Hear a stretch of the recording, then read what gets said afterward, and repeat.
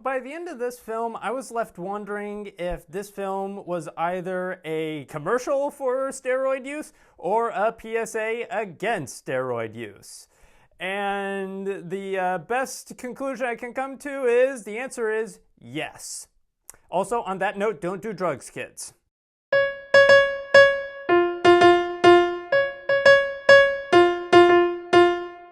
Hi, my name is Ryan Lane, and welcome to my review channel. So for today's movie, I will be reviewing Love Lies Bleeding, directed by Rose Glass and starring Kristen Stewart, Katy O'Brien, Ed Harris, Jena Malone, and Dave Franco. So, it is the year 1989, and Lou, played by Kristen Stewart, she is a reclusive gym manager in a bit of quite the nowhere town that rests near the border of the US and Mexico. She would rather plunge toilets with nothing but a glove than, hang out with people. As, at one point there's a character, Daisy, played by Jena Malone, and she's like, yeah, I'm good.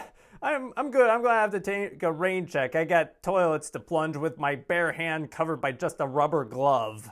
Anyway, but, when she's not at the gym, putting up with clients, she's, cooking microwave meals for herself and her cat in her rather tiny and mildly grungy apartment. However, one day she finds a gym goer that she's willing to pay attention to and maybe a little bit more. Enter Jackie. She is a homeless bodybuilder who is traveling to Las Vegas for a bodybuilding competition.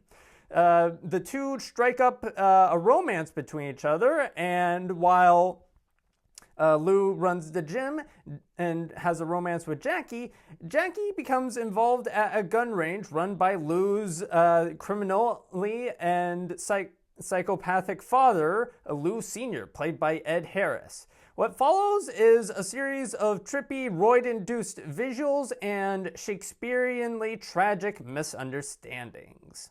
So the film takes a relatively laid-back approach to its storytelling. Only on occasion will there be a burst of lovemaking and or violence to break up the laid-back pacing. And this works well enough, although there are times where the film sort of takes some detours. Like at one point, the pacing sort of stalls out a bit, at a bodybuilding competition subplot detour. But again, the film quickly autocorrects, enough that it wasn't too much of a problem. The film features trippy visuals to help convey anxieties and the emotional intensity of a given scene, especially when induced by the steroids, because there'd be a lot of steroids and it doesn't quite work out as well as the characters would hope it would.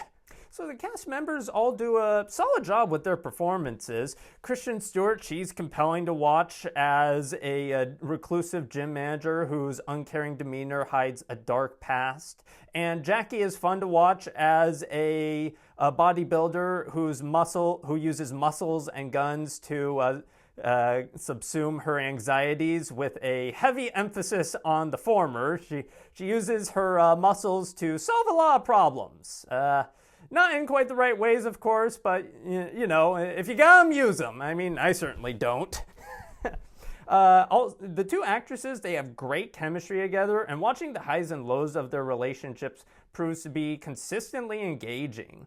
Ed Harris also brings unhinged energy to his role as a godfather-like gun runner with control of the police force, or at the very least, a police officer. He's got a cop on his payroll, and plus he manages to convey how his sociopathic-like tendencies are just barely kept in track and under wraps by his desire to abide by the wishes of his children. And Dave Franco, he has a relatively limited role, but he makes it count. He plays the role of a wife-abusing man who is desperately, wife-abusing in a desperate pathetic bid to compensate for his own lack of power in his life. So the film's visuals and score lends an ethereal and almost dreamlike feeling to the proceedings. Everything from the soft focus cinematography to the 80s set piece design keeps the film firmly planted in a reality that is just a few steps removed from our own. Like, it looks like our reality, but there are a few things that make you go, okay, that is impossible in real life. But yeah, it all works very well. The film's surreal visuals do go up a few notches in the third act, and I could see some people like it not working for some, but personally for me, I think the filmmakers put in plenty of work to earn the crazier moments by the third act. The film also bathes its actors in neon blue and red to convey cold love and cold-heartedness respectively. Plus, the film does a good job of avoiding the most stereotypical 80s songs and instead goes for more, narratively appropriate songs. Plus, it manages to use grimy 80s aesthetic, to complement the crime-like proceedings. So by blending the plot structure of a Shakespearean tragedy and the grungy aesthetics of the 80s, Love Lies Bleeding delivers a timelessly trippy romance. So with all that in mind, I will be giving Love Lies Bleeding 4 out of 5 stars. Anyway, thank you for watching. Have a good rest of your day. If you like this review and would like to see more like it, be sure to like and subscribe and leave a comment down below.